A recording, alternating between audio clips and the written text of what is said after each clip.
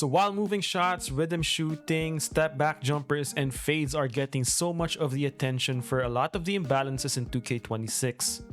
I said from day one that floaters might be the most overpowered thing in the game. So wanted to take a deep dive into understanding whether floaters are simply the great equalizer in 2K26, or is it an overpowered mechanic that also deserves to be nerfed to the ground. I think this is something that needs a more delicate touch in terms of balancing, because we don't want to end up in a situation like in 2K25 where floaters were basically useless.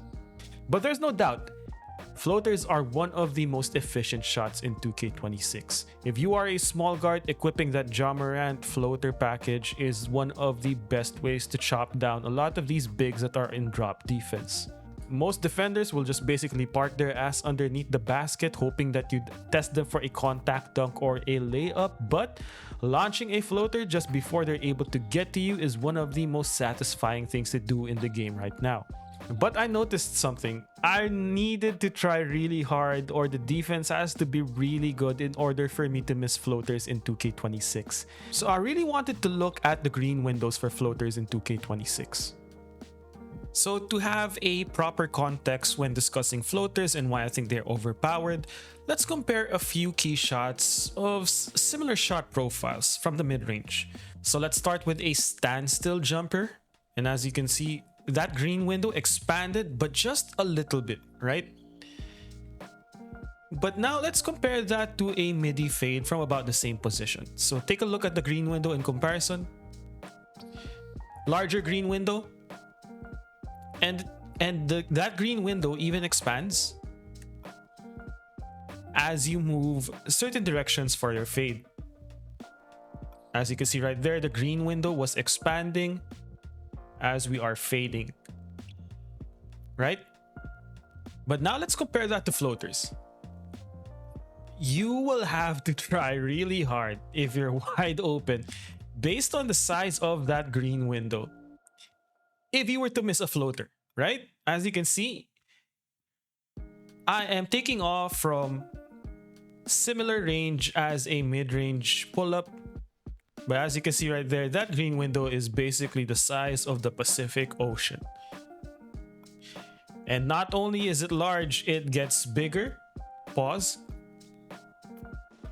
Making it one of the most efficient shots in NBA 2K. As you can see, you got Nikola Jokic. The size of that green window is like a gajillion times larger than any of the shots we had so far. It's even worse if you compare it to post-hook shots. The green window for post-hook shots, which should in theory be the equivalent of a floater, except this one's done in the post, right? A similar shot to the floater. Its green window is treated the same way as a standstill jumper. Did it expand? I don't think so. And it's very small. So this makes it a relatively inefficient shot in comparison to floaters and pull-up jumpers. Now, you as a player, given all this information, I'm gonna choose the shots that give me the largest green window and green windows that expand. And based on these illustrations, those are your floaters. And I think floaters are actually more overpowered than pull-up jumpers. It's just that the pull-up jumper or the fades from threes, it just gives you more points. So that's a more efficient shot, right? But floaters are treated more like layups, as they should be. But floaters have that unique advantage of being treated as a layup with the range of a perimeter-based shot. All right. Not only that, the green window is larger than any of the potential perimeter-based shots. So you're basically taking a mid-range pull-up, right? A mid-range pull-up with the green window of a layup, right? As you can see there, I'm taking mid-range pull-ups, but the green window is nowhere near the size of a long-range floater. I'm taking a mid-range pull-up essentially with a floater. I'm being given green windows similar to layups, making this an unbalanced mechanic in terms of figuring out what is the most efficient way to score in 2K. Knowing this information, I'm just going to floaters every time if I have an option. Also, knowing these green windows, I'm basically going to my midi fade, or in the case of a lot of small guards right now, I'm going to my 3-point fade. The green window is expanding, all right? And in terms of taking midi pull-up jumpers, the best midi pull-up is actually a floater. And if you're watching this after you came from my previous video where I discussed about how fades are ruining the balance of the game and making it too monotonous and one note, you might be saying, well, Kev, are we just gonna nerf everything to the ground then? And the answer is no. I think the green window for fades are currently unreasonable. You can't be taking mid-range jumpers essentially with some of these long-range floaters with the green window the size of layups so long as you're open. This is why I said tempo shooting isn't the problem. If you take a look at the direct parallel between fades and floaters, one thing is common here. It's that the game is too easy in terms of the shooting sliders we have right now.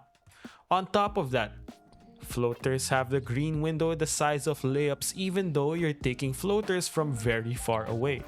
This just doesn't make sense in the context of a balanced game.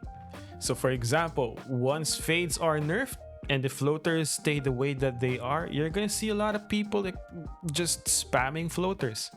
I've got maybe 4 or 5 easy setups for floaters in 2K26 that if I wanted to spam that move, it would be easy buckets every time. So my solution, make the green window for floaters closer to what midi fades are right now. Again, you can't be taking up essentially pull-up jumpers with these long-range floaters having the size of a green window of layups. I mean, it's even worse when you compare it to the green window for post hooks, right? I mean, with the defense the way that it is, post hooks are actually one of the least efficient shots in the game, unless you have something like the Joel Embiid post hook shot equipped. So no, my answer isn't to nerf floaters to the ground. They just make that green window a little bit more manageable and consistent with the other rules for the different shots in the game that are of, a similar shot profile and difficulty. So I'm not whining about this, man. As you see from these clips, I'm taking full advantage of how good floaters are for my small guard primarily because, small guards have it way more difficult this year compared to taller builds.